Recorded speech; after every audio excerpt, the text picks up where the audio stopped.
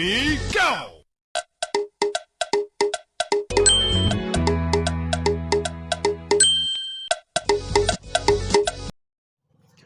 Breaking news.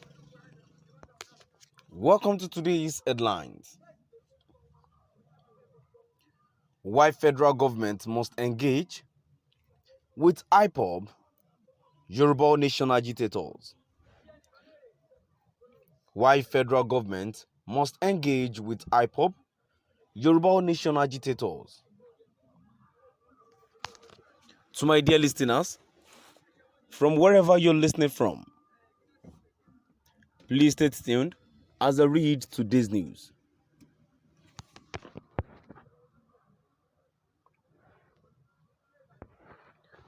On Wednesday, the International Human Rights Commission, IHRC, urged the federal government to hold talks with bandits, Yoruba nation agitators and indigenous people of Biafra, Ipob, in order to restore peace to Nigeria.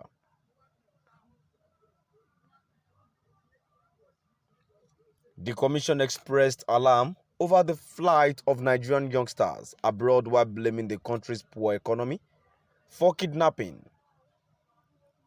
banditry, and killings, among other types of insecurity.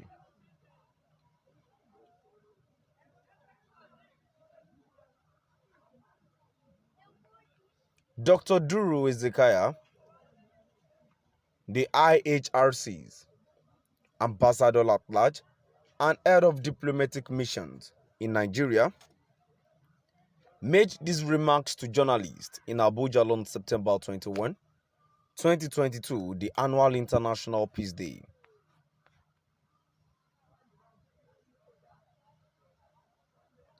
In order to combat the threat of youth exodus, he encouraged President Muhammadu Buhari-led administration to declare a state of emergency. Racism is everywhere, most especially we Africans and Nigerians. The rate of racism against Africans and Nigerians calls for urgent attention. In fact, there should be a state of emergency.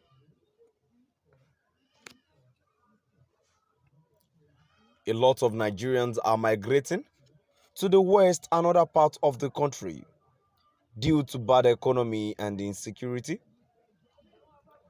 When our people leave the country to find greener pastures elsewhere, the people in the host countries would start treating us as beggars.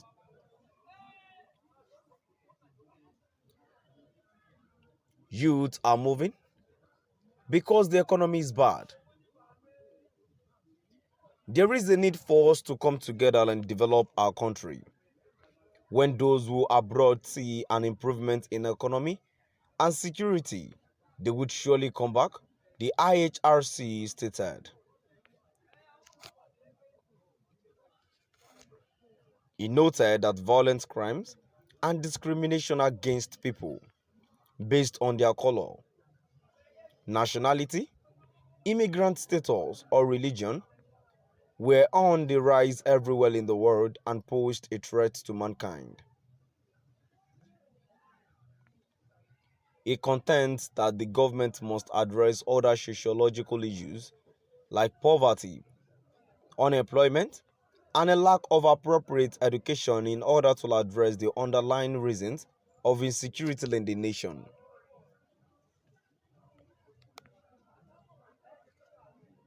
Êñgage said, "This platform is an avenue that would enable us to dialogue with the government.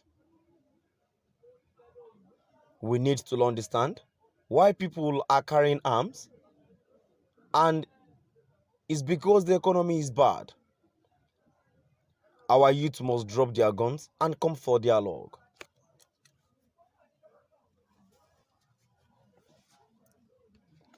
Êñgage said, "This platform is an avenue that would enable us to dialogue with the government. We need to understand why people are carrying arms, and it's because the economy is bad. Our youth must drop their guns and come for dialogue.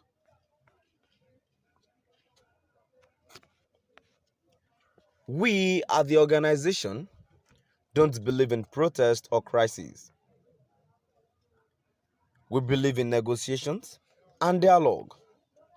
So our youth, whether from the north, east or west, must dialogue to find solutions to the insecurity.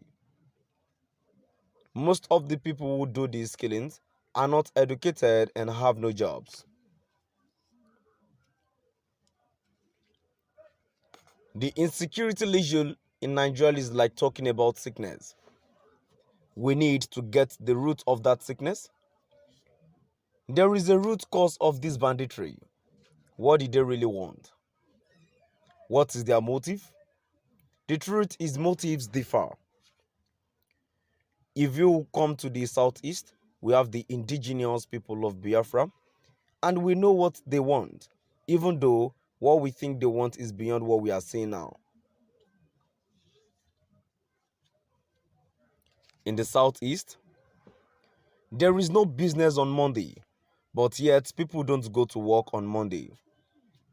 That means there is something fundamental that we need to know. I believe that my coming on board as diplomatic head of IHRC will give us an avenue and ample opportunity to reach out to those carrying guns to see how they can drop their guns. Let us reason together and engage the government. We can even form the East. By the time we get it right, our people will come back and invest.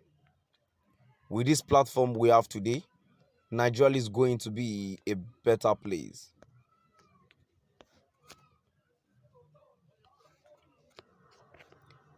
He also expressed alarm about the departure of young people from Nigeria to other nations, saying that this problem requires the declaration of an emergency. The recent attacks on jails across the nation were connected to congestion earlier in Dr. Friday Sonny's presentation as the head of IHRC African Diplomatic Missions. So my dear listeners, now I've come to the end of our today's news.